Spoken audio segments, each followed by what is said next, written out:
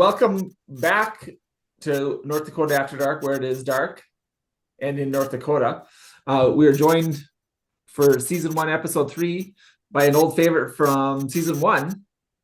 Yeah, I was gonna say reverse that. Season 3, episode 1. Kelly, that's why you're the producer and fact checker. Nailed That's it. right. Right, good start. Good start. I'll watch the details. Yeah, hey, someone's got you, right? Francois, welcome. How you doing, buddy? I'm very good. You? Tremendous.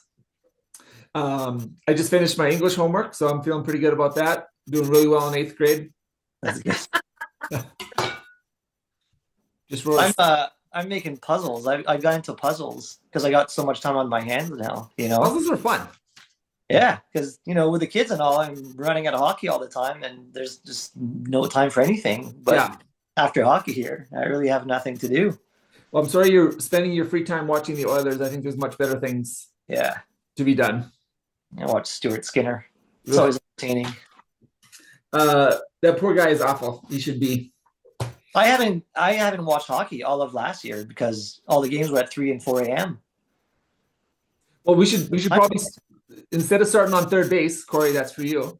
Let's back up a little bit. Francois is back in Quebec City now, outside the wall, as he told me. Yeah. But Francois, you spent last year in Poland, coaching professionally over there. Why don't you tell us a little bit about that? I thought at first I was going to Italy, in Lake Como. Ooh. Yeah, it didn't work out. Then I thought I was going to be end up in Hungary. I actually really thought I was going to end up in Hungary, but the time between messages was way too long. Yeah. So I was kind of and then I just I don't know why Poland, and I just kind of was looking around, and I found this website, this club, and it was as soon as you get on the page, there's contact info, right? Yeah. So I sent a quick email, and I was like, dude, if you want to come here, we got a job for you. And I was like, what? And then, it took a few weeks, and I was like, yeah, I was still trying to stay in the U.S. though, right? So they're like, well, if you need to come, we have a place for you, we have a job for you, and so eventually I did it. So I started working. At first, it was so they got all my paperwork and my work visa and stuff like that. So then I left Minneapolis for Tychy, Tychy, Tychy, Polish, just a suburb south of Katowice, and worked for the girls' club there, Atomówki it was called. And from there, I met the coach from Unia Oświęcim, who basically is the pro team that I joined soon after that. And Oświęcim is actually Auschwitz in Polish. Yeah. So everybody knows Auschwitz because of the camp. So it was weird, man. It was I lived 20 minutes away. And at first I didn't really, not summer camp, right? That was different. Not summer camp. No. Okay. No. Ooh. So, but we were so busy, I didn't get to visit it until I think March or something. And it was something else, man. It was it's crazy. That's got to be on your list. It's a really weird vibe. But Oświęcim, small town, 40,000 people, I think. Really, really cool. And I really enjoyed Poland. Really enjoyed every single minute in Poland. So, a lot of ground covered there, obviously. I think I'm sure Corey has a lot of stories that start with him just randomly finding a website in the middle of the night and the trouble that ensues. Yeah. From there, but I like that too. Yeah. You gotta remember, Kyle, all the North Dakota laws have changed to restrict you from those things unless you show an ID. So it's really limiting my options. People helping people. Just as a funny coincidence, I know a guy that takes teams over to Lake Como. I probably should have asked you that prior. And then, have I ever asked any of you on the thing about the whiskey robber? Yeah. Yeah. I have the book. Yeah, it is a. If either of you get the chance, we'll do North Dakota After Dark, the book club. Okay. Is a book about a bank or sort of a ne'er-do-well from Hungary who bluffs his way into being the third stringer on a professional team as the goalie, never played goalie or hockey, and then just uses that as a cover to be a bank robber in Budapest in the 80s, I think, Frankie, right? Yeah, it is. Lost Frankie. Well, I was going to say, this is only the second time one of our guests have gotten up and left in the middle of the day. I've had this book for a long time, actually. Yeah, he was terrible. And then eventually he got caught, but yeah. Is it based on a true story? Yeah, it is. Yeah. Okay. I'm interested. I'm intrigued. It is a crazy, crazy story. So that would have been fun to be, you could have been Whiskey Robber Part 2. Yeah. That's funny you mentioned that. I never thought I'd talk about this.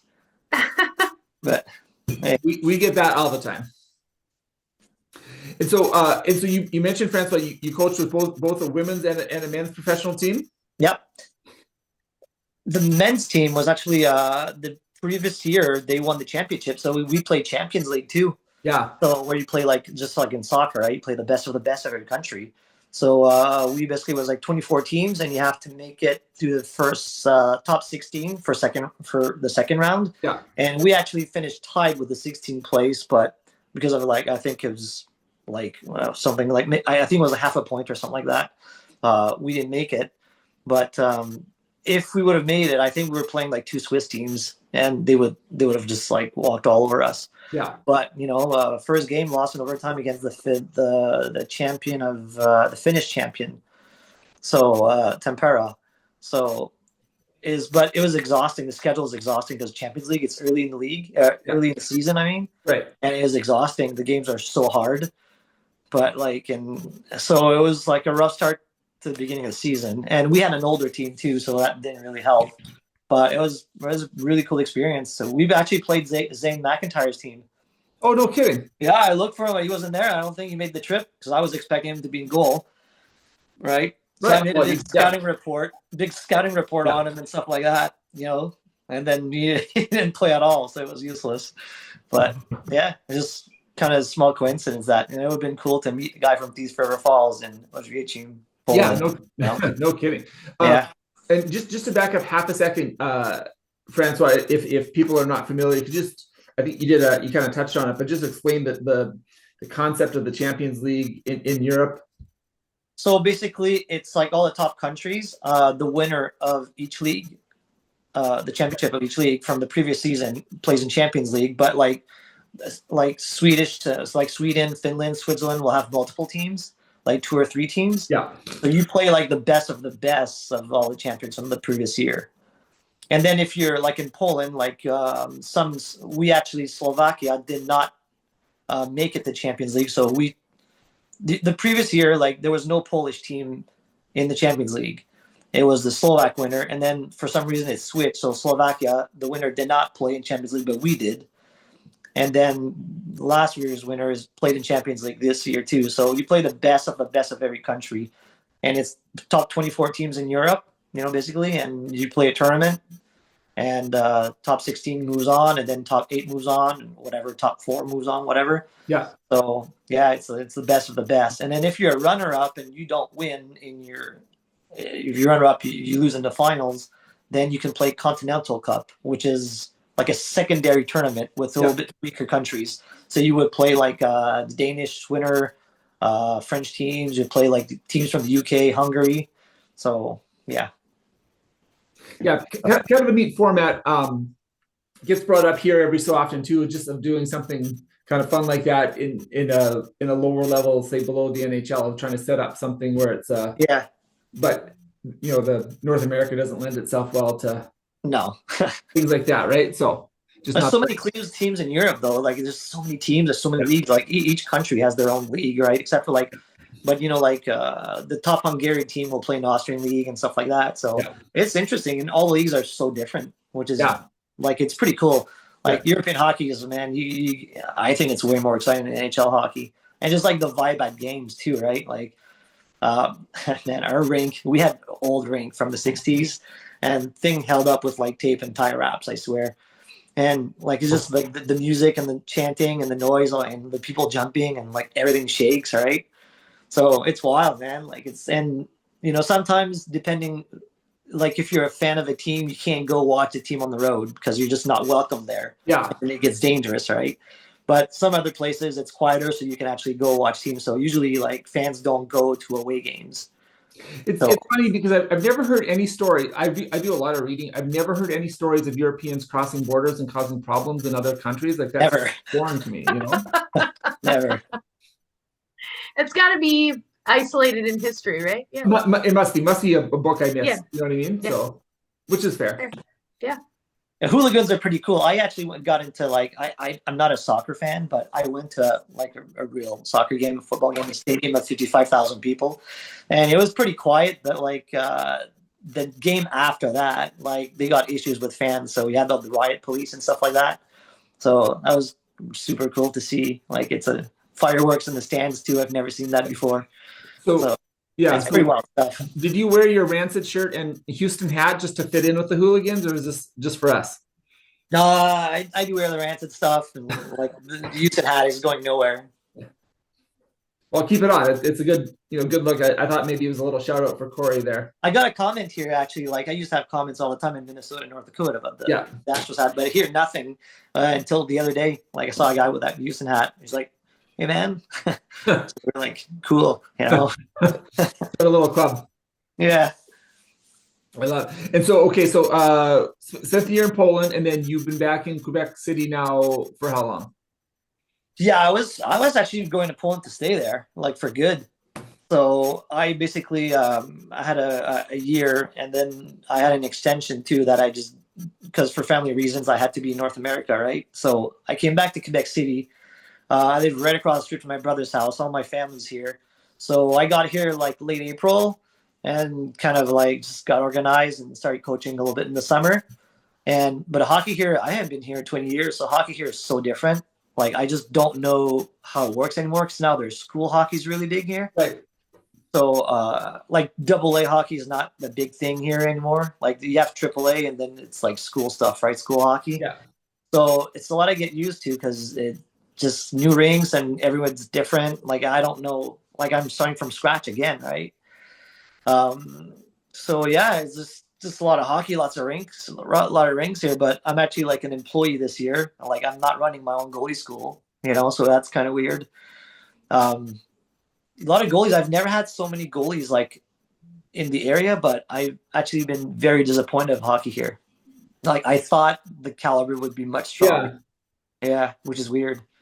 Interesting. And so like, in Canadian hockey, it seems like, the three major junior leagues, the Western Hockey League, Ontario Hockey League, and the Quebec League, it has seemed to me at least, and I wasn't sure if this was true or not, that the Quebec League had been slipping for a little while just in terms of qualities. And so to what do you attribute that?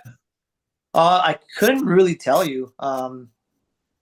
I don't really know. I've never been a big fan of the Quebec League. It's always been more like higher scoring here.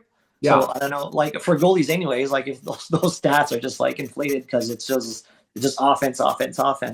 But I don't know, like I'm not too sure. Like I know like hockey Quebec has been struggling. Like they've had a lot of issues and competing with school hockey and stuff like that.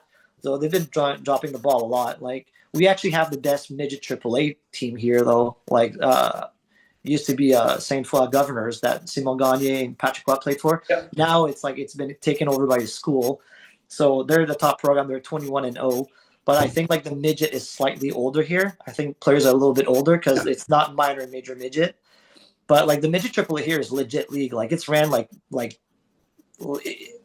in other provinces it's so like Ontario was like youth hockey, but here like it's a real league. It's ran like professionally basically. So I don't know what's up with the Q. Like I couldn't tell you. But for goalies, for sure it's like it's just so much offense. Like you have 11-7 games, like 8-6, like crazy scores. While in the Western League it's more like it's tight, low scoring, and the OHL is kind of in the middle. So, but here in Quebec's struggling with goalies. Like it's crazy. It's interesting in terms of how those pipelines set up too, because like you mentioned the school hockey, like what you're talking like academy type boarding school, whether or not they live there, but like that model. I'm glad you asked that, or you said that, Kyle, because that was going to be a question I had. Is school hockey like what we would say like high school hockey, or is it like academies? Because I know those are those are even getting popular in the US, but yeah. You play for your school, but it's a long season. Like high school season in North Dakota, Minnesota is a short season, right? Like November to early February. Here it's like from you start late August, and you go all the way till I think April. So it's a merge of like AAA hockey, AA hockey, whatever. Because technically you have AAA hockey, AA, double B, double C, ABC, right? Oh wow! And back in the day, there's no AAA, so it's just AA, double B, double C, ABC, right? And now then it's like AAA still there, AA for bantams and midgets not very strong anymore because all those kids play for their schools. And then you have Pee Wee. Pee Wee is where we start having AAA hockey, but before that is Atom and Novice. So that's like we call it like city hockey, basically youth hockey. But after that, most kids go play for their schools because the AA hockey here, Benham AA here team here is not good at all. Like you get smoked against Ontario teams. Yeah. So here, like the school thing really picked up big time here. But it's a long season. You'll play 50 games, and you practice every day. You go to school and like practice in the morning, go to school, class afternoon, or you'll do class in the morning and then practice in the afternoon. And then we have games too, like during the day, like during the week. It's kind of weird. We have like 9 a.m. game on a Wednesday. Yeah, that's crazy. Because you just don't see that here. No, you don't. But it's a lot easier for the parents though, which is cool, right? Because you just drop your kid out of school. He takes the bus from school to the rink, and then like take the bus back to school, and then he takes the bus home. So for parents, it's like it's pretty neat, But it's just a weird concept to me, though. It's weird to have like morning games, or like you play a game in the morning, then you go to class in the afternoon. Like it's hard for me to wrap my head around it. Right? I know that's really weird. Yeah, so we go all the way. School hockey's all the way from like under 13 to under 18, and you have divisions 1, 2, and 3. So a lot of kids go through it. Yeah, and so then there's probably like a recruiting thing or enrollment thing almost for some of the schools. Yeah, and when we're saying schools, just to back like a Deerfield Academy or Bishop Kearney that you'd be familiar with, like in the East Coast of the U.S. Yeah, and here the season actually costs like it's not too expensive, like $3-4 grand maybe for the season, like everything included. Wow. It's probably a month's worth at one of those schools. So yeah, some schools are just but academies like there's just too many. Like Northeast, there's way too many academies here. Like it's crazy. And I think, and correct me if I'm wrong, but I understood that Quebec loses a lot of players to the American academies. Yeah, we do. Just in terms of the drain. Yeah. No, Hockey Quebec. I remember years ago reading about this when school hockey started. Like they were really struggling, and they take a lot of decisions that like people were just not okay with. Like Jocelyn Thibault, the former NHL goalie, like he was president of Hockey Quebec, and then he resigned like last year. He's like, can't do it anymore because like everything is a fight for no reason. Yeah, the simplest things, you have to fight against so many people for stuff that just makes sense if you know hockey. Yeah, there's just too much, so people just can't handle Hockey Quebec anymore. And do you think that's being traditionally one of the the biggest producers of players in Canada? Do you think that everyone knows at least a little bit, and so it's tougher to exactly. Yeah. But for goalies though, it's alarming. Like I didn't notice this, but like just in Quebec City, the last goalie from Quebec City to be drafted in the NHL was Maxime Ouellet. Okay, do you know that name? Yeah, I think it's like 98. Yeah, the turn of the century because he played in the World Junior team, but he wasn't the starter. He was like the second or third stringer. Yeah, but he got drafted by Philly. He didn't play that long in the NHL. Now he's a goalie consultant for the Panthers, Florida. But he's the last goalie from Quebec City to get drafted in the NHL. Yeah, which is kind of crazy because he has goalies everywhere. Yeah. Well, there was a time, I'm sure everybody remembers, when like all your goalies had to be from Quebec, right? Yeah, they were like Fleury is the last one now. Like he's gone now. But we used to have but I remember when that changed. Actually, I remember when Montreal is the year's not sure when Montreal drafted Jason Messian, a big goalie from Peterborough, I believe. The guy was huge. And then Quebec got in that tall goalie, and they're just looking for the biggest goalies, right? Yeah. The guys had no skill. It's just blocking the puck. And then we went into this blocking style, and then people just we had all those huge, crappy goalies, Well, I think you're watching it on TV right now. Big guys with no lateral movements. Oh, it's terrible. Yeah. And then, the coaching here, it's crazy. I don't have many friends that are goalie coaches, because yeah, but whatever. But like, I think kids are so confused because like here, like people are so protective of goalies here. Like, so if you grow up as a goalie, you have your goalie coach, you go to your goalie schools, whatever, right? And then you make it to midget AAA, and you have a goalie coach there. And then you get drafted in the queue, and then there's a goalie coach there. But everybody wants you to play their own style, right? Yeah. So like the goalie's all confused, and I think the training is just like, I don't know. I was just really disappointed when I got here. When I started looking around and see how things worked and goalies, I was really, really disappointed. Like my goalies in North Dakota were much better. Well, it goes without saying, obviously, right? Like it was crazy. Like, you know what I mean? But yeah, I mean, there's a bunch of reasons, but I think just lack of development from a younger age. So here, I'm not even wasting my time here. Like I train tons of like 6, 7, 8-year-olds right now. Yeah. Like that's the majority of because then you can build them up, right? Yeah. I think you've been out of America for a while, but Kelly, can you please show Francois what he needs to do when he says 6'7"? 6'7"?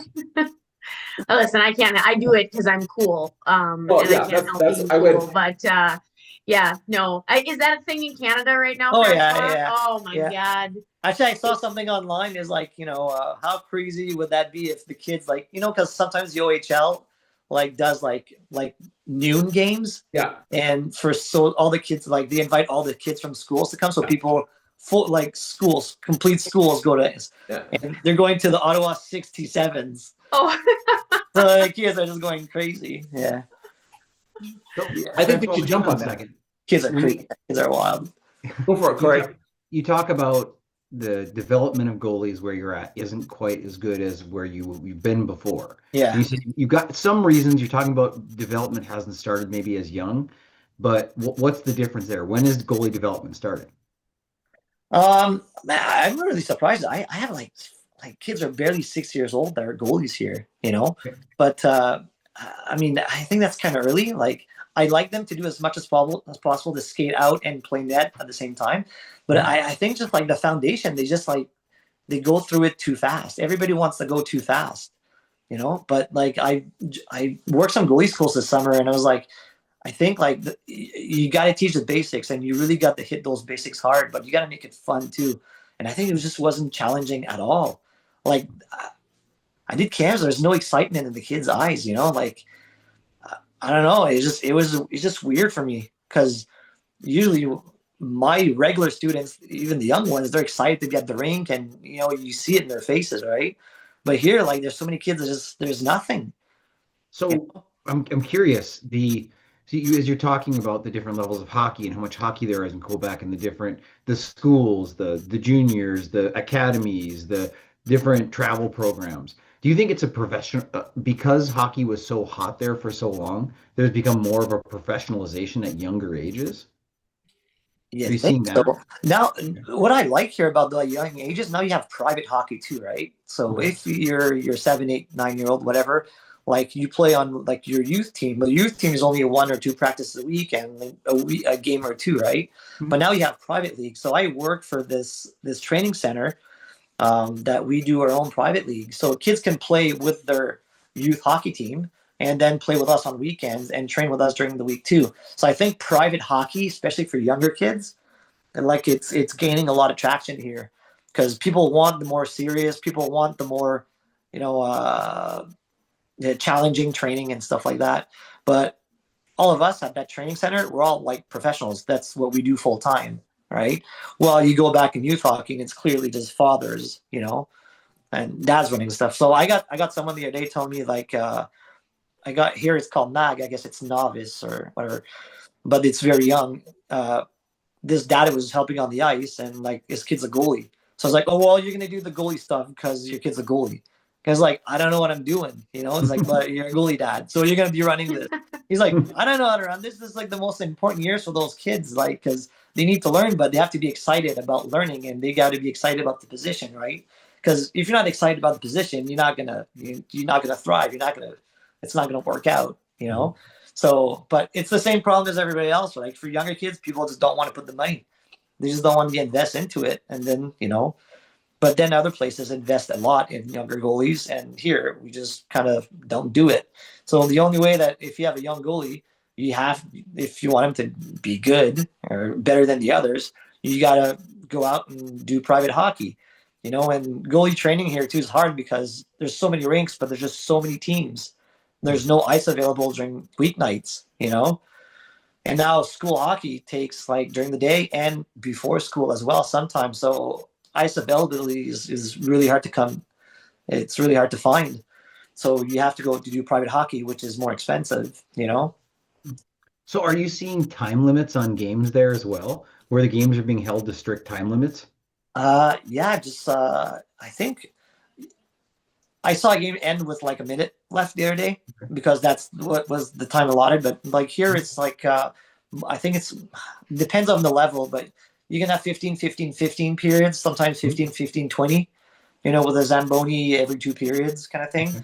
But like that used to be a thing. It used to happen to me a lot when I was a kid. Like things are getting heated up, you're down by a goal, and all of a sudden the buzzer goes, and it's like there's 38 seconds left though, but game's over because that's that time we got, So that actually happened just like a couple nights ago. I saw that and I was like, oh shit, yeah, that still exists, I guess, So yeah, it's pretty tight schedules. So we have a lot of rings. There's a lot more rings than back in the day, but there's just so many teams too. There's more rings here in Quebec City than all of Poland. It's interesting you say what you say about Quebec because there's kind of there's split, at least I think there's a split culture in youth sports in North Dakota still. There's the people who really want to keep it in-house and want to do more, let the younger kids stay younger kids, and there's the people who want to do more and more training for younger kids, maybe specialize more, and you're seeing different factions go different ways. So it's an interesting take you have on the privatization augmenting maybe the club stuff. Yeah, but like those private programs are actually really, really good. But here, I guess if you're a parent and if your kid just wants to play, he just plays youth hockey, right? Mm-hmm. That's no big deal. It's a 1 or 2 practices a week. It's like it's not too heavy. It's not too heavy schedule, and you can play. There's enough teams here. You don't have to go drive 4 or 5 hours away to play games, right? You can play everything around here. Within 30 minutes to an hour drive. Put your whole season here. Yeah. But then if you want a little bit more, then you go private hockey, and then you get exactly what you want. You get that specialization and stuff like that. And our program is actually really, really good. It's like we have our guy running the player skill, like he's really, really good with kids too. And now I just took over all the goalie stuff. So, yeah, it's interesting. It's a lot to take in for me because I haven't been here in so long and everything's so different. So I'm like, I can't do my own thing right now. I just gotta wait because I have no clients because I don't know anybody. Nobody knows me. But then it's just it's just so different than what it used to be. And it's funny, actually, my students now, like a lot of my first students are kids of my buddies from high school. Their kids are at that age now, and they're starting goalies. And I'm like, well, Francois is back in town. Like, we have to work with Francois. So so it's kind of weird, but yeah, it's a weird season for me. It's I've never worked this hard for so little money. Let's put it that way. It was a big change. I think it's interesting to hear like just the differences from here to Quebec, but also just Canada in general, that you can play like you said, like your regular hockey, just like I guess you'd call it public hockey versus private hockey, during the same seasons, because like we do spring and fall teams, but those are always separate of your regular hockey season. So it's just interesting to hear that in Canada it's different, where you can do one during the week, the other weekends, and you can make them both work. That's pretty cool. But totally different from here. And here we don't play like 4 games in a weekend. We don't do that, or we don't do that. So it's like 2 games a week, 1 or 2 games a week, but it's spread out on like our season is 8 months long, 7-8 months long, right? So and then there's spring hockey too that still exists, but it's not like in North Dakota you have to rely, if you want to play at a high level, you can't just rely on high school hockey. You have to play spring and fall, and then you got travel, and it's just like, oh, it's too much, you know. So, but there's just so many hockey players here. It's crazy though. You walk or you drive by, every 2-3 houses have a hockey net. Like it's wild. It's everywhere. You know, it's a big city here. Well, big city. It's you know, 750,000 people here with the suburbs and stuff. So there's a ton of hockey, like tons of hockey. But the goalies, I'm just disappointed with the goalies. Like I just can't get over that. I expected so much more. Yeah. Like Poland, I kind of knew what I was getting into with Poland, you know. But here, I just expected so much more. Yeah. But of course, as you said, you've been gone 20 years too. So like in the course of that, like it's Yeah, tough to. That's almost a whole generation's worth of change yeah, that you're walking back into, right? So yeah. At least Well, the and kids it just- understand. At least the kids understand me here on the ice. Poland was wild, man. Goalie training in Poland was crazy. how did you overcome the barrier, the language barrier? Well, the younger kids don't really speak English. The people my age and older teenagers speak English, and then the old people don't speak English at all. Yeah. All right, so first time I showed up with my girls' team is, man, I walk in the rink and like there's a few parents by the door, right, and they all knew I was coming, so people introduce themselves to me. I'm like, oh, cool, you know, everybody speaks a little bit English. So I walk by the rink and like they don't really tell me where to go. So by the ring, there's like a big open area, and there's lockers and stuff like that, and seats, so people like put their skates there and just walk on the ice. So I'm sitting there by myself, and the players start trickling out, and they'll look at me like no one says anything. I get on the ice, get a few laps, like the coach is there, he doesn't talk to me, and then he starts like, you know, blows the whistle, people get the board, and he starts doing this drill thing, and I'm not introduced. Like I just like felt like so awkward, and Either. yeah, it took like a few weeks before people actually started talking to me. Right, it was crazy, but sometimes I had like 6 or 7 goalies, like ages 10 or 11, at the same time, and between those 6 goalies, they didn't speak a word of English. Oh my gosh, that'd be so hard. Yeah, I was just like, okay, like you've done this before. But now I had to do this every day, right? And just try to explain stuff and show stuff. And like, it was okay. But sometimes just like, it really works on your patience and you just like want to bang your head in the glass, you know? But it was hard. It was really, really hard, but I always enjoyed the challenge, and, you know, I enjoyed it. But like most of the kids, like I worked with kids for 5, 6, 7 months, and I didn't know their names. I've never met their parents either. Like people just wouldn't talk to me because they just either didn't speak English or just didn't feel comfortable speaking English.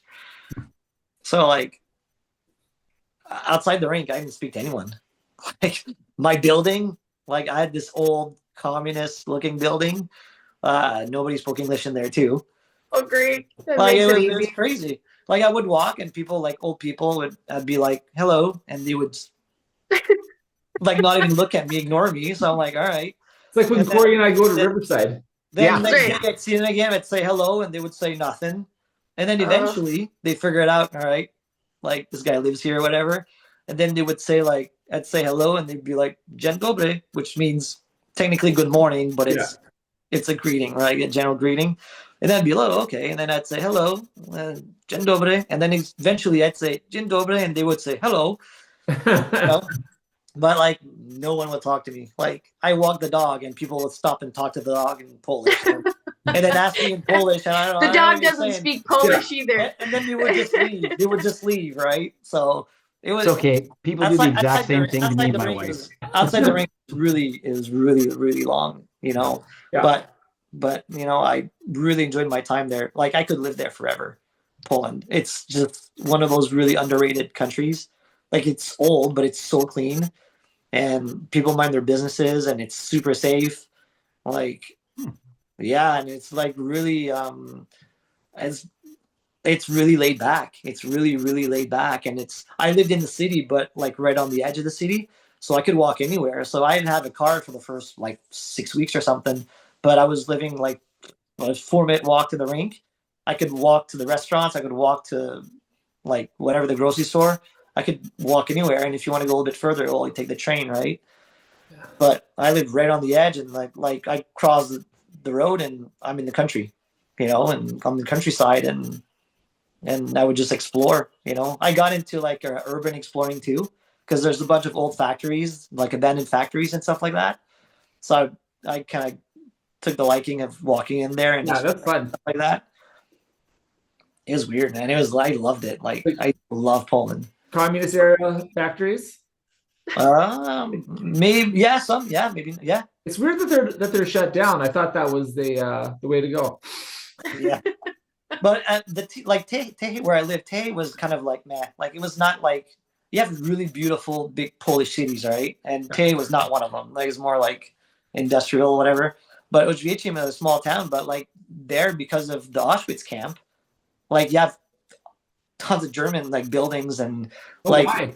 It was all different. Like the styles of the buildings were also different. It was just it was a weird mix, man. It was cool. Corey's probably familiar with the architecture a little more on that one. You know, I get what Francois is saying, though. I was in Cabo once, and I had to go get aluminum foil in the Sam's Club down there. And when I went inside, the cognitive dissonance of me being in the Sam's Club and not being able to speak to anyone in English just did not compute. Yeah. And I can tell you from taking 2 years of Spanish in college and a year in high school, aluminum foil is not something I had an immediate translation for. Grocery shopping for me was crazy too. Like all the food was like completely different. Mhm. And I can't read anything. Like, and then Polish is so hard to learn too. And like if you're not in Poland, like where are you going to speak Polish, right? Like it's not like Spanish where you could speak it in different countries, or English, you know. But like grocery shopping, man, it was hell at first. Like it took forever. Like thank God for like Google Translate where you can take the picture Mm-hmm. and it translates. Like I bought like 8 or 9 jars of pickles before finding the right pickles. Like Let's try I had all these those on. jars in my fridge. I'm like, I don't like, you know. But yeah, the food was good, but it went like grocery store, like it was nuts. Like it took me forever. And then you buy something, you think it's the right thing, and it tastes something, it's completely different. You know? Did these old people not bring you pierogies? I'm so disappointed. Pierogies all the time, man. So good. So good. Like I ate some really good stuff. Like I think like the pork, like they have this breaded pork. Yeah. Oh yeah. Oh man, with those like, it's like That pork cutlet. It's got a name too. And oh my Right. god, those ultimate. It's like my pasta. grandma's gonna be- yeah. It's like small potatoes, but it's pasta. It's like a potato pasta, whatever. It's so good, man, with gravy on it. It's ridiculous. Like the food was insane. Oh, I'm so hungry now. Yeah, so cheap too, though. I grocery shop for like 10 days for like $35. Cutlet shabowy. Yeah, Yeah. yeah. Man. First time I walked into they have those little restaurants. They call them milk bars, right? Where Yeah. you just like it's open till 3:30 in the afternoon, whatever. It's for lunch. So you walk in there and there's like maybe the menu has 3 or 4 things. So I walk in there the first day and I'm like, okay, like I walk by this place all the time. I see this food through the window and I can smell it. Like I have to go, right? So I walk in there and then like the board with the menu is like handwritten, Oh boy. but like which makes it even harder for me to understand, right? So I'm standing in line and it's like a small place. Like there's maybe like 15 seats in there and there's a line, right? So I'm in line and I'm trying to figure out, fuck, what does this mean? You know, and with my phone, I'm trying to figure it out. And then like the line moves and I'm not moving. So the lady starts calling me out, like, and I'm like, I don't know, like, I don't know what to do. So I just faked a phone call and I walked out. And then because I was just like so embarrassed, like everybody's looking at me, and she's like, "Come on, like it's your turn. What do you want?" And I have no idea what she's talking about. So I fake the phone call. I go outside and I wait and wait and wait. And I go back in 40 minutes later when there's no one there. And then like I just kind of point at stuff, and it worked out. So I went like I went there like 3-4 times a week, and the lady just like would not refuse to speak English to me. Like she knows I do not speak Polish, and then she sees me try so hard, and she just like couldn't care less, and like asked me regular questions in Polish, and I'm just like, dude, you know I don't understand you, Yeah. right? Real So you know what to power say. move. Oh my god, Rozumiem po polsku. oh it's so hard, There you go. so hard. And then I was really getting the hang of it though, and then I left, and then I just kind of forgot everything. Yeah. Yeah. My Now you're grandparents in- are Polish, and so like some of the like every so often like I'll remember a couple like Rozumiem po polsku, but It's just shish. There's so much shish. Yeah. Like, oh my god, like SZ, CZ, like Well, like all the words start with like, yeah, 4 S's and 4 Z's together. And you're like, good luck. there's like where I walk my dog, the same place every night. There's sign because it's right by the road, and there's sign for like towards this town and towards this town, right? So this one town is LODZ, right? Yeah. So it's like Lods, whatever. But the L has a little thing in it, the O has an accent, and the Z has an accent on it too. It's wooch. Oh boy. So like I've never been so confused by a 4-letter word. It's like it doesn't read wooch at all. Yeah. Oh wooch. no. Like Yeah. wooch. Yeah. Oh. So No. it's funny though, but that's why you travel, right? And Yeah. you don't want to, but I really liked it. I would live there in a heartbeat. Like I love driving through those villages of like 300-400 people. Yeah. Yeah. You walk through you drive there and people just look at you. They know you're not from there. Like they just, yeah. I did see my North Korean women's team in Poland though. Oh, nice. How were they? Kind of like my North Korea and my Poland. And they go together. to Poland. Yeah. So I worked with the women's national team in 2018 and 2019, North Korean one. And I used to go there before they head out for the World Championships. Because World Championships, like obviously the top 10 teams play in one division, US, Canada, Sweden, Finland, whatever. But then you have groups of 5, like it goes all the way down to Division 3, whatever, So, and then in 2020, it was the pandemic, so I couldn't go anyways. So I haven't seen my North Korean players since, and you can't communicate with them either. So Poland, the women's team lost. They finished last in Latvia. So when you finish last, you're relegated to another division, and then the winner of the division moves up. So you get promoted and relegated, right?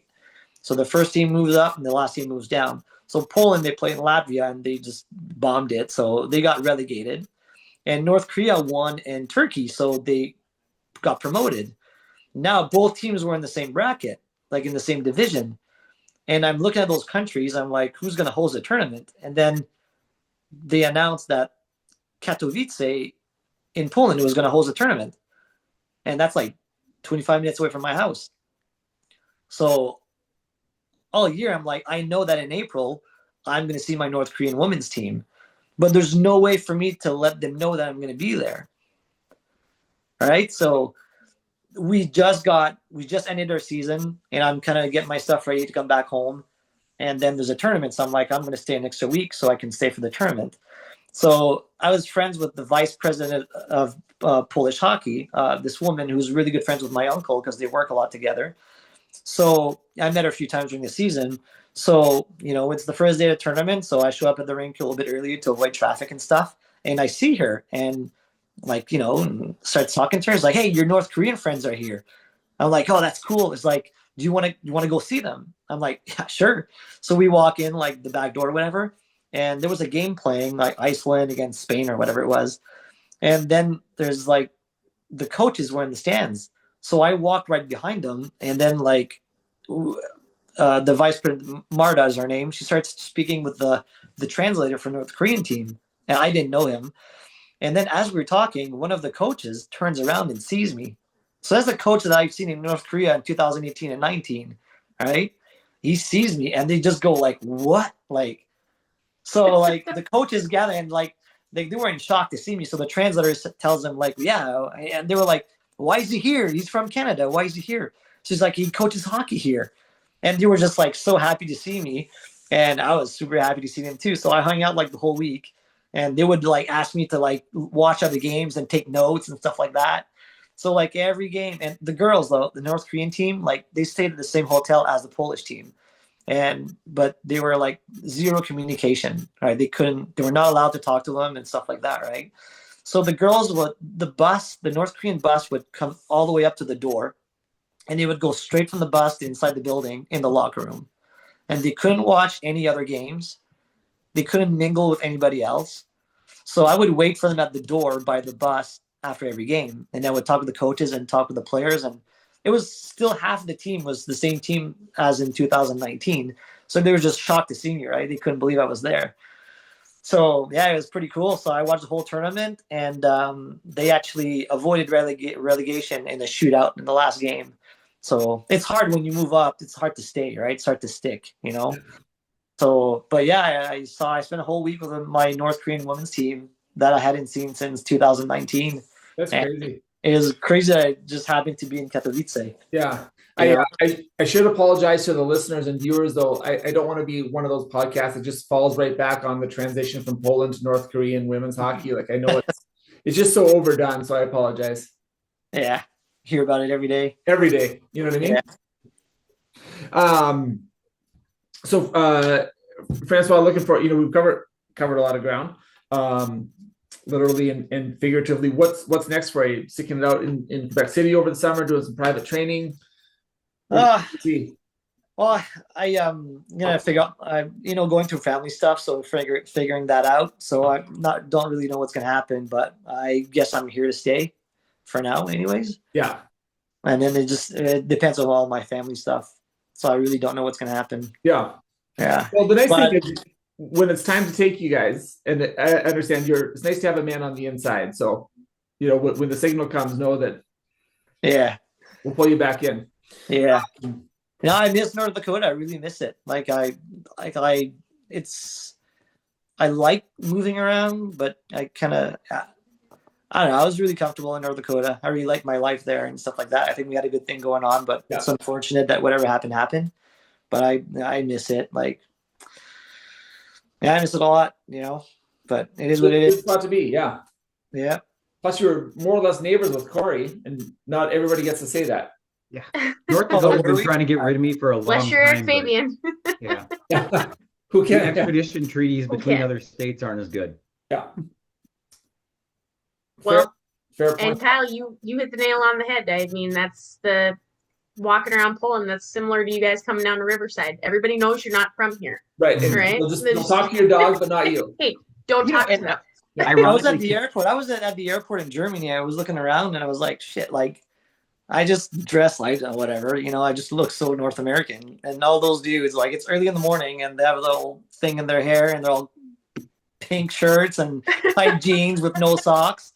And I'm like, oh man, I thought I stood out like a sore thumb there, but I thought it was going to be cool. I was like, fuck, girls are going to be digging me. I look so different and stuff like that.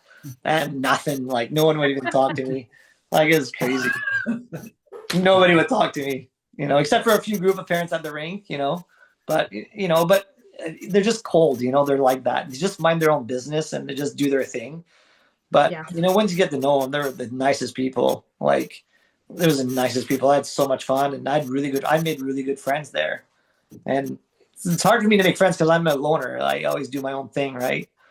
But I spent so much time at the rink too, because morning skates and gamed, and I just, it was busy schedule. But I made some really good friends. You just got to give it time. And then I was really comfortable there and I could see myself being there forever, but I had to come back. So I did it, whatever. Cold and kind of unfriendly until you get to know them also reminds me a lot of the people in Riverside Park. And just like you, I get scared by a lot of the 4-letter words they use there as well. Just a tight-knit group, okay? And we know who doesn't belong here. All right. My mom can tell you if a car turns down this road. They don't live down here. They're not from here. Yeah. They're not from Riverside. Yeah. Hey, it's pretty exclusive, guys. All right. We just don't take everybody. And again, Corey and I's complaints obviously come from a place of jealousy. So don't. I felt that. Don't take. I hate everyone equally. You know that, Kyle. Equal opportunity here. Yeah. No, that's the way you do it. So Francois, obviously, thank you very much for joining us. Any parting shots on goalie training, Quebec City, North Korea travel tips, German fashion tips? I don't. Just the tip. You let us know. Just the tip. Yeah. I wasn't expecting German fashion advice, but here we are. So yeah, Kyle, another really just normal and relatively tame podcast. We're probably gonna have to tag this one with the extra PG label. It's extremely appropriate. Yeah. Sorry if that offends you. Yeah. Just disappointed how much actual content we got to instead of like Auschwitz jokes, which is we didn't go off the rails hardly at all. It's just not like I tried to throw it out there, Corey. You wouldn't take the bait. You know what I mean? I missed it. Next I time. feel the same way when I take my white van down by the high school. Like I just can't throw out enough bait. You know what I mean? So it's awkward. Awkward. Super awkward. Yeah. Speaking of that, I need to tell both of you a interesting story offline about high school. So all right. there you go. Francois, parting shots. Thank you so much for having me. And Hey, come back anytime. I miss you guys for sure. Yeah, well, Miss you too. I've always wanted to say, oh, I know, last one. Favorite Quebec Nordique, you can't use Thibault or Sakic. Matt Sandine. No, Mike Ricci. Oh, good one. Long-haired Mike Ricci. Good choice. Yeah, no teeth, ugly as fuck, but that's like I was waiting for Sylvain Cote, but I didn't get it. And that's no. But him and Matt Sandine for sure. Yeah. Could have been Eric Lindros, but Could have been. Could have, should have, would have. Even Mike Gardner, you know. A lot of good choices. Best uniforms in the league, I think. Tough to Did you see those? Did you see the goalie gear? The Avalanche goalies when they wore their Quebec jerseys? I did.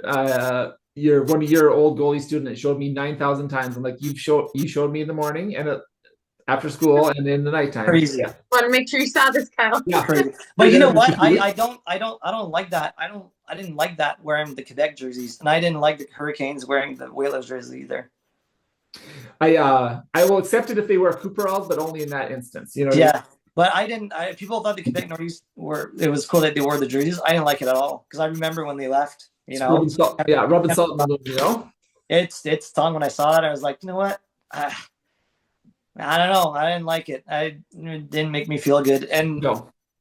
but nobody seems to agree with me. But hey, that's how I feel about it. That's how I feel about it, right? So Different generational thing. I think the pain is worn off for the younger guys. You know. yeah. I mean, Winnipeg got their team back, so it's not too bad, you know. But we're not getting. Man, we have such a great rink here. Like the Quebec Ramparts playing like a. It would be one of the nicest buildings in the NHL too. Yeah. But we're not getting a team. That's Winnipeg's tough enough to get guys to go to. Quebec City is going to be a. Yeah. Quebec City's getting the World Juniors in a few years. I saw that. It's nice. You know, I saw that too. It's nice for them to go back to non-NHL markets, right? It's. Yeah. I think and we're getting a women's world championship too. That's early, like in April and stuff like that. That's nice. Yeah, I knew all about that because of my uncle, right? And, yeah. But I just like it was being announced, and I was like, damn, like, is it like when are they going to announce it? And they announced it, so that's pretty exciting for the city. I'm going to end up at a meeting with your uncle here before too long as well through Hockey Canada, so I'll let you know. That's cool. Yeah. Yeah.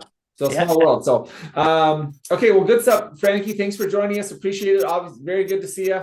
Glad you're doing well, and look forward to talking to you soon here. Thank you so much. Have a good season. Yeah. Thanks, guys. Thanks guys. Francois. Bye bye.